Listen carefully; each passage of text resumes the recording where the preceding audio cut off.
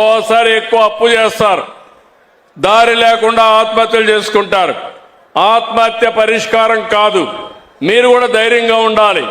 జరిగిపోయింది, తిరిగి రాదు. కానీ ప్రాణాన్ని పోగొట్టుకుంటే వచ్చేది కూడా ఉండదు. అందరం కలిసి అలాంటి సమస్యలు పరిష్కారం చేసుకోవాల్సిన అవసరం ఉంది.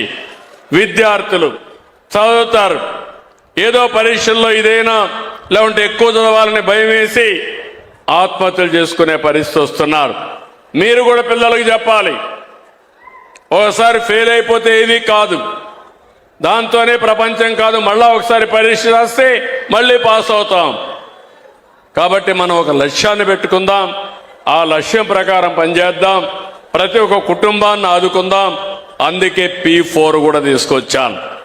ప్రభుత్వం ప్రైవేట్ పార్ట్నర్షిప్తో భాగస్వామ్యంతో నిరుపేదలుంటే ప్రభుత్వం ఇచ్చే కార్యక్రమాలే కాకుండా డబ్బులున్నోళ్ళు కూడా ఇన్వాల్వ్ చేసి అందరి జీవితాలకు న్యాయం చేయడం నా ఆలోచన అని చెప్పి మరొకసారి తెలియజేసుకుంటూ, ఈరోజు ఈ కార్యక్రమానికి వచ్చినప్పుడు మీరు చూపించిన అభిమానానికి మరొక్కసారి అందరికీ ధన్యవాదాలు. జై హింద్,